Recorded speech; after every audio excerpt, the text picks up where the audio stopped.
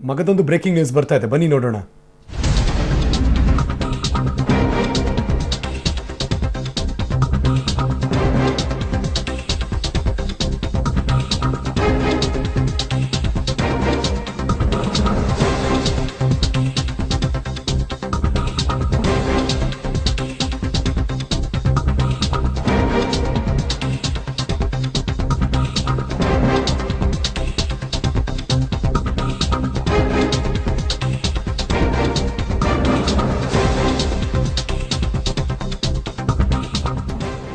ನಾಲ್ಕು ಜನ ಘಟಾನುಘಟಿ ನಾಯಕರು ಒಂದೇ ಕಡೆ ಸೇರಿದ್ದಾರೆ. ಮೈಸೂರಿನ ಇನ್ಫೋಸಿಸ್ ಕ್ಯಾಂಪಸ್ನಲ್ಲಿ ಚರ್ಚೆ, ರಹಸ್ಯ ಮಾತುಕತೆ. ಮುಖ್ಯಮಂತ್ರಿ HD ಕುಮಾರಸ್ವಾಮಿ ಅವರು ಅವ್ರ ಜೊತೆ ಚರ್ಚೆ ಕೂಡ ಮುಂದುವರಿಯುತ್ತೆ. ಅದಾದ್ಮೇಲೆ ಅನ್ಸುತ್ತೆ ಸಚಿವ ಪುಟ್ಟರಾಜು ಅವರು, ಸಚಿವರಾದ ಸಾರಾ ಮಹೇಶ್ ಅವರು, ಇನ್ನೊಂದು ಕಡೆ ಶಾಸಕರಾದ ರವೀಂದ್ರ ಶ್ರೀಕಂಠ ಅವರು, ಇನ್ನೊಂದು ಕಡೆ MLC ಶ್ರೀಕಂಠೇಗೌಡರು, ಇವರೆಲ್ಲರೂ ಕೂಡ ಒಂದು ಕಡೆ ಸೇರಿದ್ದಾರೆ.